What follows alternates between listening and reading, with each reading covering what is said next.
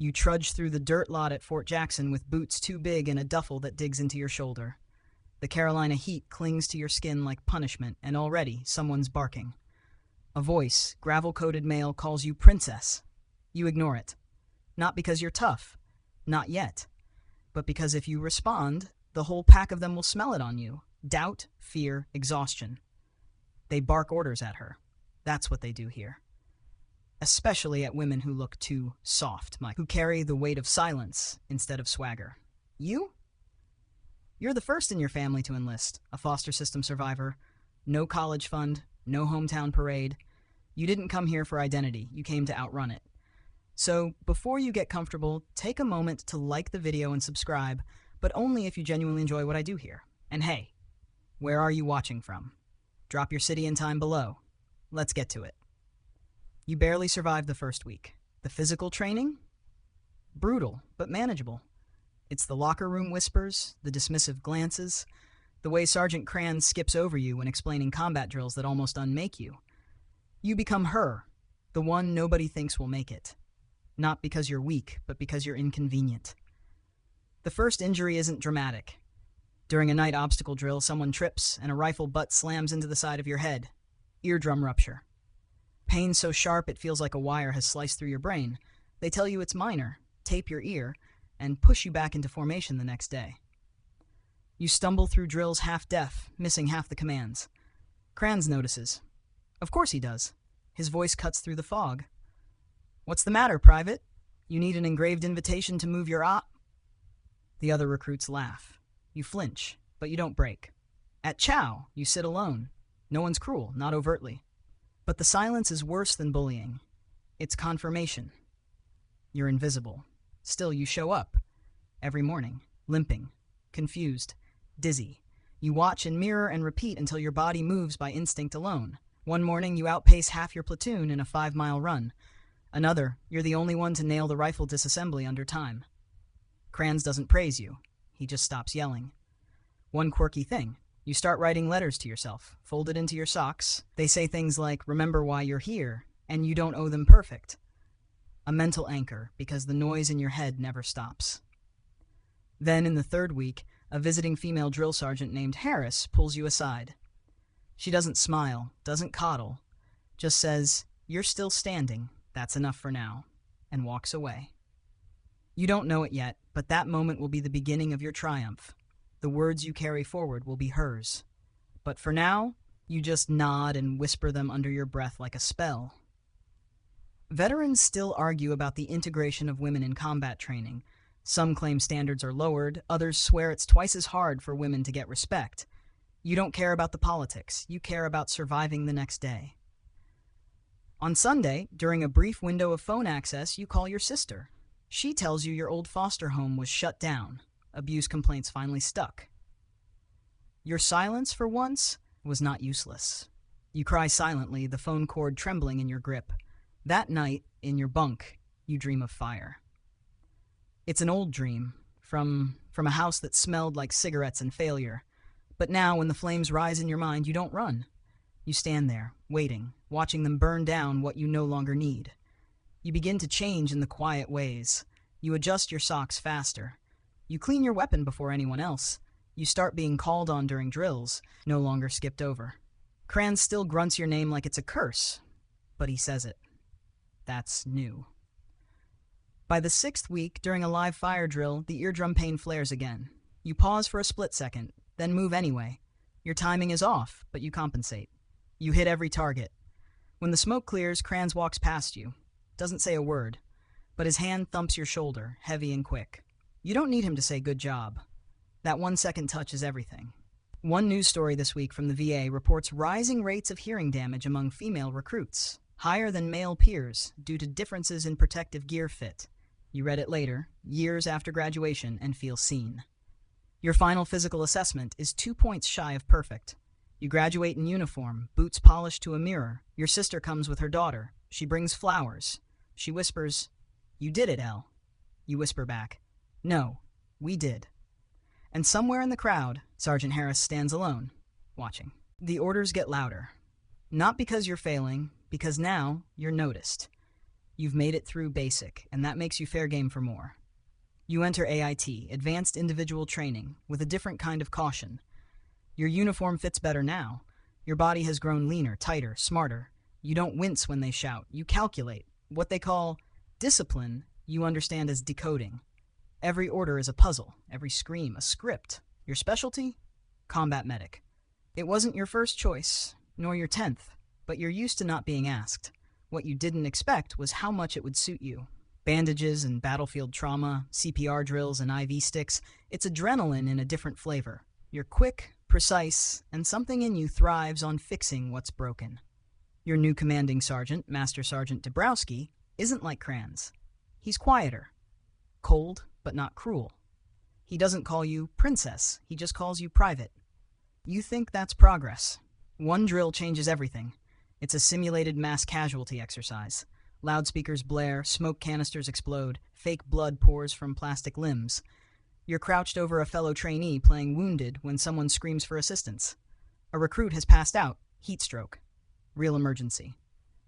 You're the first to move. You pull him out of the smoke, radio the medics, stabilize his airway, check his vitals. Everything you've learned clicks into place like a rhythm. You don't think, you just do. Dabrowski watches, says nothing. But that night he calls you into his office. "Nice work today," he says flatly.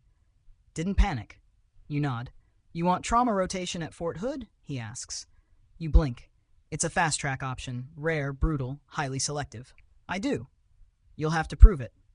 The next morning your training is doubled.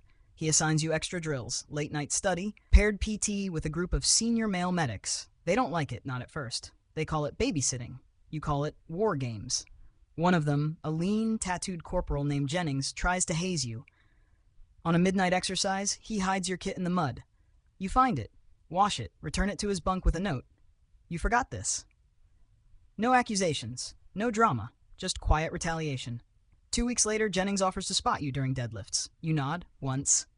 A truce is born. The quirky part? You start keeping a notebook. Not just drills and terminology, quotes. Things people say that stick with you. Pain is a visitor, not a resident. Anger is fuel, just don't drink it. Fear means you care. That's good. 1 page you dedicate to Dabrowski's silences, because sometimes even his lack of words carries weight. A story breaks on military.com that week. Female combat medics in Iraq are outperforming male counterparts in field survival scenarios. The article barely trends, but you cut it out and pin it inside your locker. Training continues. During a live sim involving a burning Humvee, you drag 2 actors to safety while your partner freezes. You're commended in front of the platoon. Veterans still argue about female strength standards. Online forums say women can't carry wounded soldiers out of combat zones. You can lift 170 pounds dead weight. You time it. You film it once, then delete it. You don't need internet validation. You know what you can do. Then comes the test that no manual prepares you for. One of your bunkmates, Carly, stops showing up to morning formation. Depression, isolation, silent symptoms nobody wants to admit. You notice the signs. One night you find her crying in the shower, clothes still on. You don't say much, you just sit beside her. Wet tile, cold air, awkward silence. Finally you whisper, "You're not alone," even when it feels like it. Later, she tells you you're the only reason she didn't swallow those pills. That story won't make the news, but it's the one that stays with you longest. On your last day of training, Dabrowski hands you your certificate. You're assigned Fort Hood, just as promised. "You'll see things," he says. "Bad things. Don't forget who you are." You smile. "I won't," he grunts, almost proud. Then, under his breath, "They'll listen to you now. Make it count." When you leave, Carly hands you a bracelet. Paracord. Handmade. "For the field," she says. "If you ever need to remember someone believed in you." You wear it under your sleeve, even when regs say no personal items. The bus ride to Texas is long, dusty. You sleep with your head against the window, dreaming of red skies and distant thunder. Combat, chaos, and the click of a rifle. You hit the ground in Fort Hood, heat rolling off the asphalt in waves. You're scrubbed in, medic pack tightened, rifle slung. You can hear mosquitoes buzzing in the basin air, see dust swirl like slow ghosts. Orders crackle. You're deploying to a forward operating base in a hostile zone in the Middle East. The tempo picks up fast. Your training is no longer a drill. Your unit is small, focused. a mix of infantry, intel, and medics. They call it a quick strike package. But you know, quick strikes bleed fast. The base is remote. Heat haze warps the horizon. Artillery hums in the distance at dawn. Sometimes chatter is just static fatigue. Almost nothing prepares you for your first patrol mission. You're medic, but you carry a weapon too. M4 slung across your chest. You're forever switching between roles, and that tug is part of your power. On day 6, you join a convoy heading out for a high-value target raid. Dust road stretches for miles. Kids wave from shacks, women pull at their veils. The convoy slows near a bend. Then ambush. You hear the crack. Rifle fire. The convoy freezes. Tires pop. Panic spikes. Gunfire ricochets. The lead Humvee skids. Someone screams in Arabic. Someone curses in English. You're already moving. You press toward Private Larson, face caked with dust and blood blossoming from his arm. You apply a tourniquet, then realize the rifle point is zeroed wrong. You adjust, load, chamber. You fire. The enemy soldier drops. You stabilize Larson's airway while inside the kill zone. You radio medevac with your butt still warm from laying prone. The unit responds. Countercharge. You treat another soldier, this one with a leg wound, guiding the squad's worst-case protocol. When it's over, smoke lifts and medevac chopper blades sting your ears. Larson is alive, but missing fingers. The other soldiers' odds are bad, but those you help live. You breathe into your mask, tasting diesel and dust. You stare past the horizon, waiting for command debrief. The squad freezes through after-action reports. Your commanding officer asks, "Why were you in the kill zone?" You tell them, because the medic stays with the casualties. No hesitation, no bravado. You see surprise flicker. They file notes.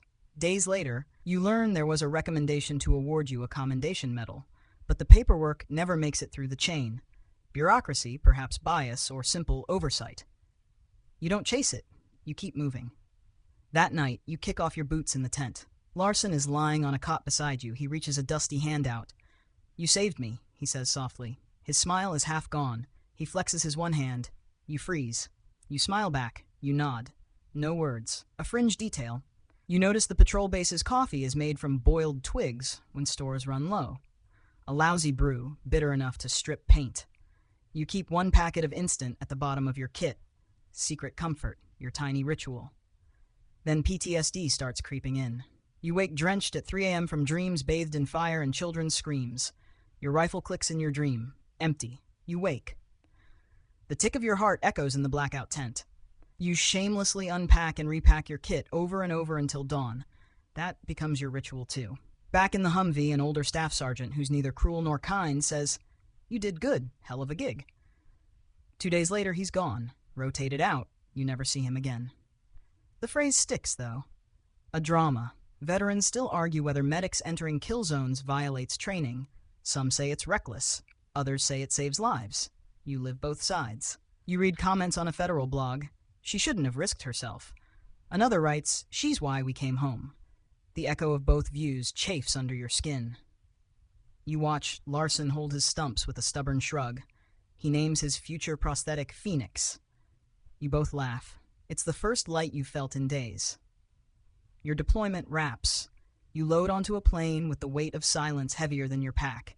You breathe out halfway across the globe. Your medic skills are intact. Your soul is unquiet. Back at Fort Hood, Dabrowski meets you.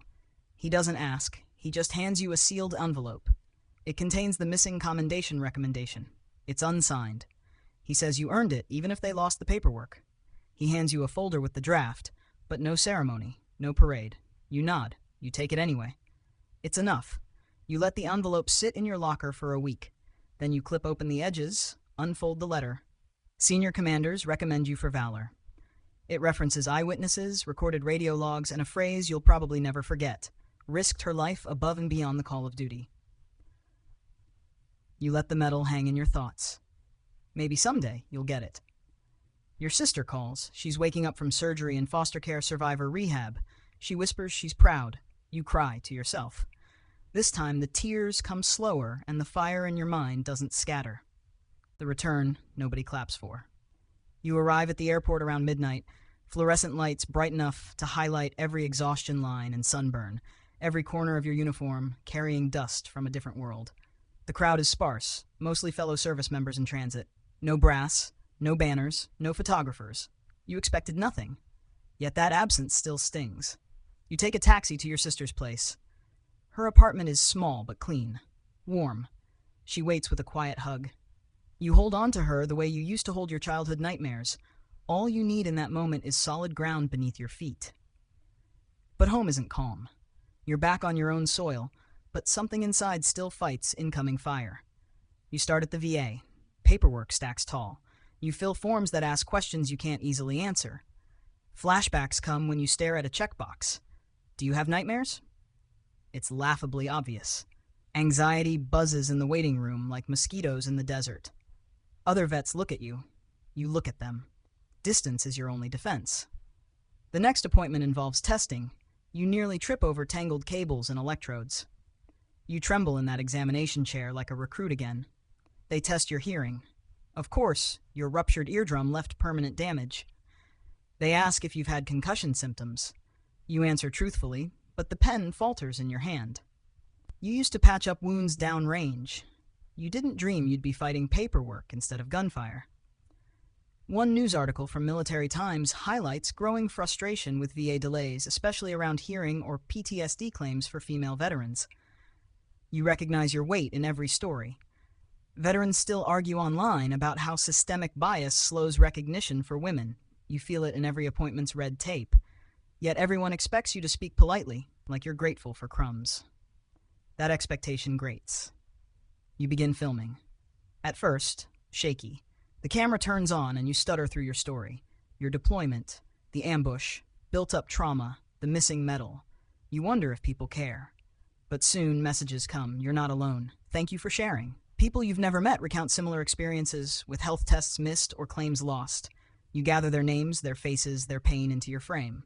A quirky detail. Your first video ends paused because a neighborhood kitten leaps into your lap, startling you. You laugh mid-recording. Hard, raw. That line makes it in. It softens you. People send kitten GIFs. You start uploading weekly. You blend footage of clinical waiting rooms, pain diaries, field clips, and voiceover explaining VA policy gaps. You spotlight stories of women with hearing loss denied compensation. You demand they listen. Commentary sections explode with both outrage and denial. Veterans still debate the efficacy of social media activism. Some old-school folks say it's grandstanding. Others see policy shifting because of voices like yours. One viral moment. You interview 5 female vets, all cited for injuries but still fighting for claims. Their stories reveal a pattern. Protective gear that didn't fit, hearing tests misadministered, mental health dismissed. One woman says, "They heard me, but they didn't listen." You fight tears as she says it.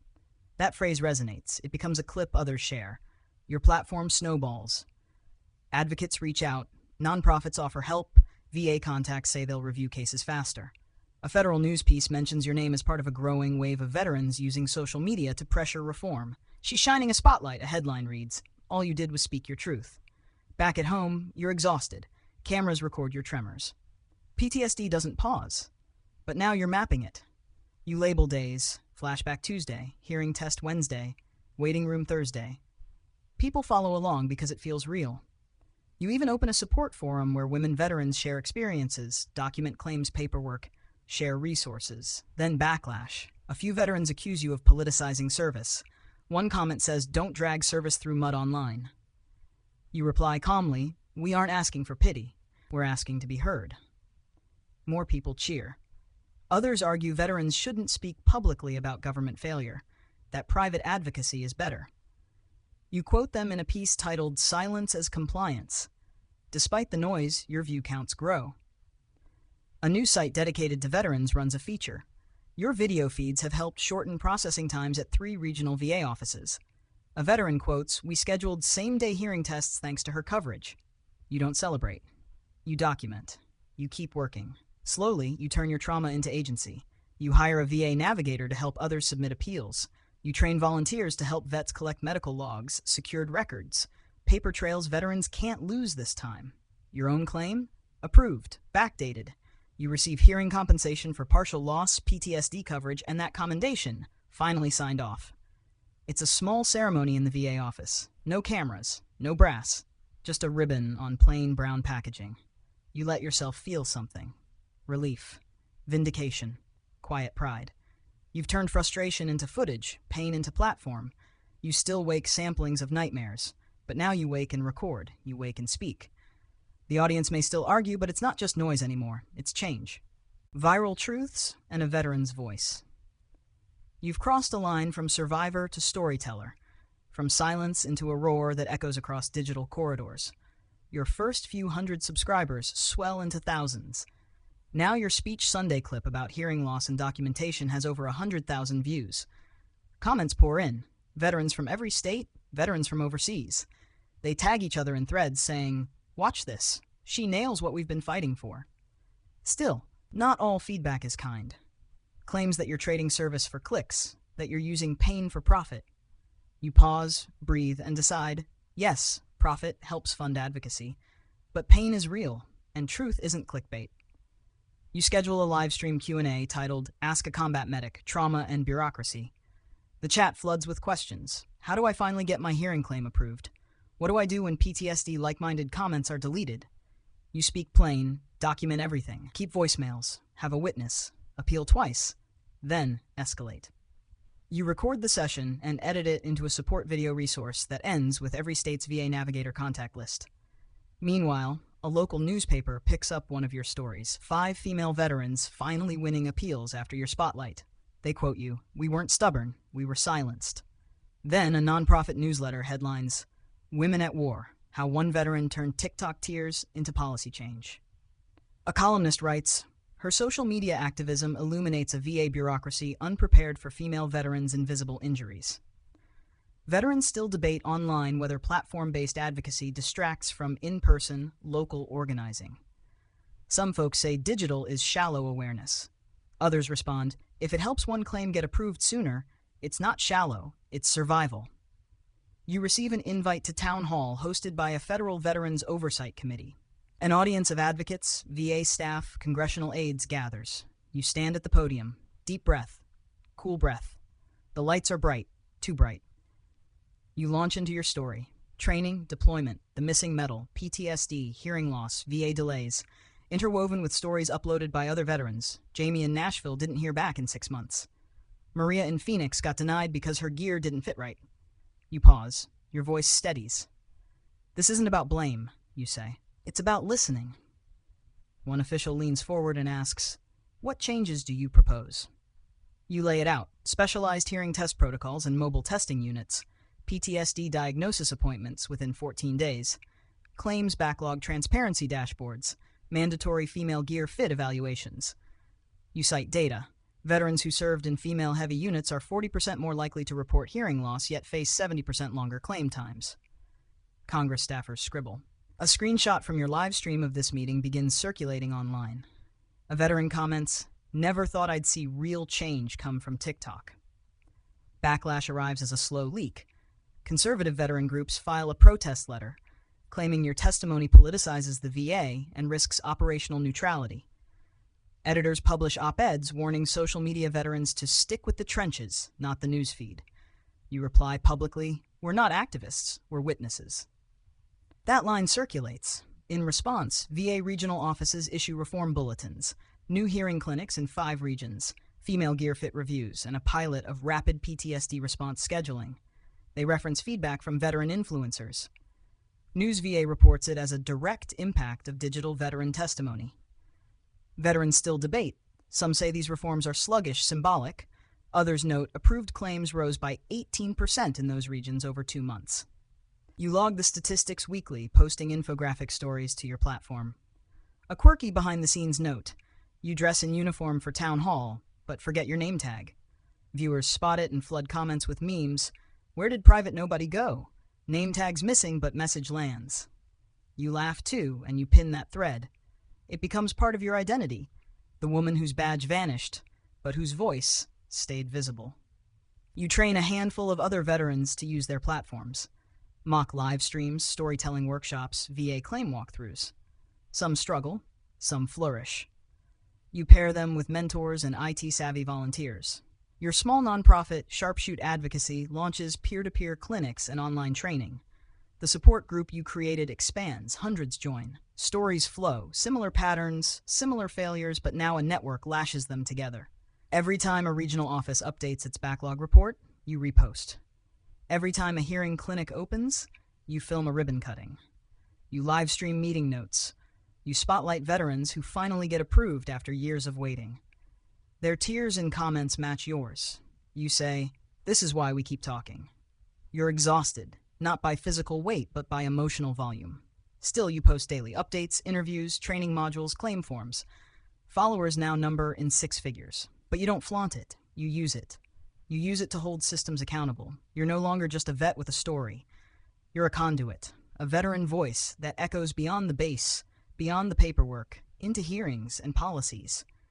They wanted silence. Instead, they got sound. And that sound begins to shatter walls. From private nobody to policy shaper. You stand in the foyer of a grand building in Washington, D.C., polished stone echoing beneath tall windows. The corridors are hushed but charged. You arrived in combat fatigues, not suits. But today you're dressed sharp, hair pulled back. Your paracord bracelet peeks out at the wrist. You know, you still carry Carly's reminder with you, whether you wear boots or heels. A congressional hearing is about to start. The dais holds 4 seats. At the center is the Veterans Affairs Committee chair. Advisors shuffle papers, reporters click pens. The cameras await. You sit in the audience section next to a few other vets you coached. They nod at you. You nod back, steady. You breathe, and it's steady too. The chair calls the hearing to order. One witness after another testifies, VA regional directors, nonprofit reps, policy analysts. Then the clerk reads your name, Miss Jane Doe. Your heart spikes, then nestles into calm resolve. You rise, walk forward, every step measured but unshakable. You take a seat. The chair leans forward and says, "Miss Doe, your testimony." You arrange your papers. Your voice is clear. You recount days under fire, nights of paperwork, and the missing commendation that finally arrived in a brown envelope. You highlight how hearing loss and PTSD are systematically underdiagnosed in women veterans. You recommend policy changes, mobile clinics, faster scheduling, transparent dashboards. You cross-reference statements from 3 veterans you helped. Their faces flash on a small slide behind you. You observe committee members scribbling, some nodding, some silent. A congressman asks, "How will we hold VA accountable?" You answer with benchmarks. Approve 90% of claims within 6 months. Publish quarterly backlog metrics. Require feedback surveys from claimants. Simple, clear, measurable. You end your testimony with, "When I signed up, I volunteered to serve. Now I volunteer to speak." The room is quiet. Then they applaud, respectful, measured. You sit, breathe again. Your hands no longer shake. Afterwards, constituents approach you. A staff aide whispers, "Your testimony will be included in the bill draft." Another asks for your contact. A nonprofit organizer asks if you'll co-lead a national advisory board. You nod. You accept. A piece in military.com posts the next day. Former combat medic shifts from battlefield to policy. Woman veteran drives VA reform. Social media lights up. VA officials issue press releases acknowledging new pilot programs in response to committee hearings. Friends send you screenshots. "That's you," they say. There's criticism. Some skeptics suggest you're overpromising, that change takes time. But veterans flood the comment sections with messages. "My hearing aid arrived this week thanks to you. I got my PTSD appointment in 10 days. Others share photos. New hearing clinics. Waiting room dashboards displaying real-time backlog numbers. You don't pat yourself on the back. You repost their wins. And every time you end with, "This is our victory." Keep your voice. You hire a small team. A policy analyst, a VA navigator, a digital editor. Sharpshoot Advocacy becomes Sharpshoot Coalition. You partner with veterans, nonprofits, and legal aid groups. You host quarterly town halls across states. You testify again, this time at VA headquarters. You speak to senators, journalists, regional directors. You're not combat medic anymore. You're lobbyist, strategist, advocate. Yet your core remains. If dispelled doubt hardened steel in you, now that steel guides others. You still wake at 3 a.m. sometimes. Flashbacks come. But you wake and document instead of drift into silence. You still brew coffee from twigs, though now instants easier to come by. To you, the missing medal, the kitten moment, the notebook of quotes, they're not props. They're markers. You remind yourself, once they ignored you. Now your voice shapes policy, and you didn't stop walking until they had to slowly, reforms unfurl. New equipment protocols, rapid appointment windows, case appeal advocates stationed in every regional office. Hearing claims backlog drops by 25%. PTSD diagnosis wait time halves. VA sends memos acknowledging policy gaps you highlighted. These shifts were unimaginable when you returned. Now they're real. You glance at your paracord bracelet, you lift your ID tag, you made sure it's visible this morning. You smile. Private nobody? More like private somebody who speaks. You walk away from that hearing with a sense of resolve deeper than pride. Because your mission, speaking so others who were silenced can be heard, is still far from complete. The pacing eases now, your breath slow, and the frenetic clangor of training, deployment, bureaucracy recedes, fades. You imagine nighttime at your sister's apartment again. Gray walls softened by lamplight, the quiet hum of street sounds outside, the weight of your duffel removed at last. You rest your head on a pillow that doesn't smell like desert or diesel. In that peace, you feel your ribs rise and fall slowly, mind untangling from the day's noise. You're not fully free of the past. Some nights, flashbacks drift in. You stir. But the rituals you've built, the recordings, the speaking, the advocacy, stand now where fear used to. They are your anchor, your way of turning raw memory into purpose. The stories you carry, and those carried to you, form a long ribbon of connection, each voice a note in a chorus demanding justice. And so as you lay there, imagine soft dawn light spilling through blinds, hear distant birdsong replacing helicopter rotors, feel warmth instead of grenades. You're home. At peace, for now. You made them here. Now take a breath. Let it fill your chest with quiet pride and rest.